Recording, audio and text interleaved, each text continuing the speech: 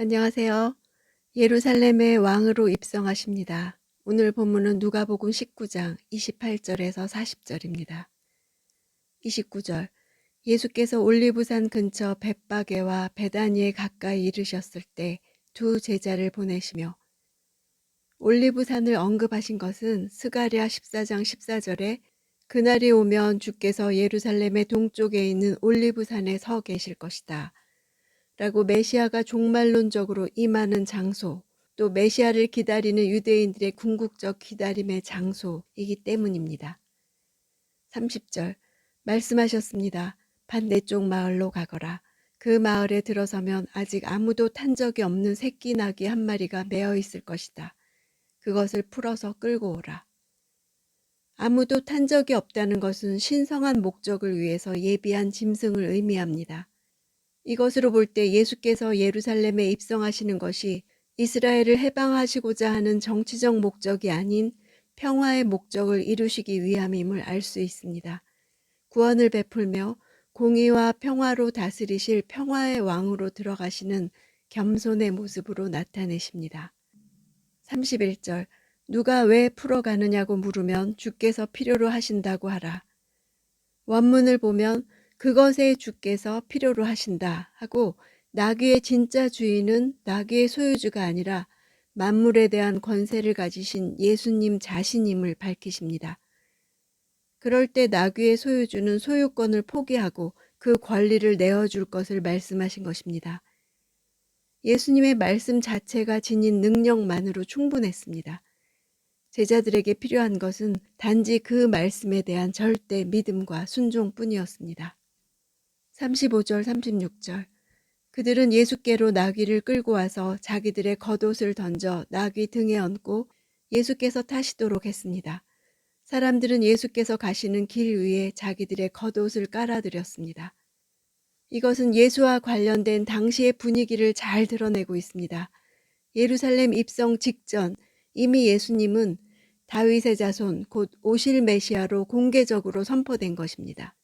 예루살렘 입성을 준비하는 과정 속에서 나귀 새끼에 관한 예수님의 말씀이 그대로 이루어진 것을 보고 예수님이 왕으로 입성하신다는 사실에 의심의 여지가 없었을 것입니다. 겉옷을 깔고 나귀에 타는 것은 구약시대 왕의 공식적인 즉위식을 연상시키기에 충분합니다. 38절 복되도다 주의 이름으로 오시는 왕이여 하늘에는 평화 지극히 높은 곳에서는 영광. 누가는 호산나라는 말을 생략했습니다. 아마도 이 단어가 히브리어이고 이방인 독자들은 잘 이해할 수 없는 말이기 때문입니다.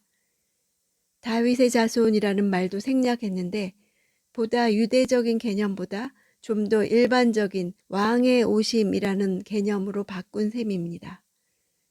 주의 이름으로 오시는 왕이라는 것은 시편을 인용한 말씀으로 승전가에 나오는 말씀입니다. 적을 무찌르고 그 나라를 세우시는 하나님을 높이는 찬양입니다. 예수님이 바로 민족 희망의 성취로 하늘의 평화를 땅에 가져다 줄 왕이시라는 것을 보여줍니다. 누가복음 2장 예수 탄생 때 나온 노래와 비슷하지만 다른 부분이 있지요. 땅에서 평화를 하늘의 평화라고 했습니다. 예수님의 십자가로 인해 하늘에는 평화가 있습니다. 그러나 예루살렘은 평화를 경험하지 못하고 전쟁과 파괴를 경험할 것입니다. 하늘과 지극히 높은 곳, 이건 다 모두 세상의 주권자 하나님을 간접적으로 표현한 단어입니다. 하늘의 평화라는 것은 인간의 죄로 인해 인간과 원수되었던 하나님이 예수 그리스도의 속죄의 죽음을 통해 인간과 화해하여 화평의 길이 열린다는 의미입니다. 이와 같은 사실이 하나님께 영광이 된다는 의미입니다. 39절 무리 중에 있던 몇몇 바리새파 사람들이 예수께 말했습니다. 선생님, 제자들을 꾸짖으십시오. 이들은 메시아 되시는 예수님의 권위를 인정치 않았습니다. 예수님의 문화 비유에서 귀인의 왕됨을 원치 않았던 바로 그 패역한 백성들임을 보여줍니다. 40절 예수께서 대답하셨습니다. 내가 너희에게 말한다. 그들이 가만히 있으면 저 돌들이라도 외칠 것이다. 여기서 외친다는 단어는 전쟁의 함성, 해산의 울부짖음, 짐승의 울음소리 등 매우 강렬하고 격렬한 것을 묘사하는 단어입니다. 돌들이 외칠 함성이 그렇다는 것을 묘사합니다. 이스라엘 종교 지도자들의 타락으로 인해서 백성들의 억울함의 호소가 얼마나 컸었는지, 그들이 얼마나 간절히 메시아의 입성을 기다려왔는지를 상징적으로 보여주고 있습니다. 나귀 새끼는 값비싼 짐승이었습니다. 제자들이 한 행동은 누군가의 차를 가져가는 것과 같은 것이었습니다. 얼마나 황당한 일이겠습니까? 그러나 나귀 주인이 물을 때 예수님이 지시하신 대로 설명했습니다. 주인은 나귀 새끼를 데려가도록 허용했고 제자들은 예수님께 그 짐승을 데려왔습니다. 이 일로 나귀의 진짜 주인이 만물에 대한 권세를 가지신 예수님이심을 알게 됐습니다.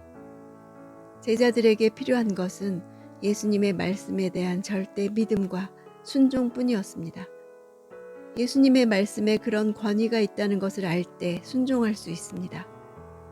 바리새인들은 자신들의 권위에 도전하는 것을 용납하지 않으려 했습니다. 그래서 그들은 예수께 백성들을 잠잠하게 하라고 요청했습니다. 오늘날 성도들 역시 예수님을 증거해야 할 때 압력을 받습니다.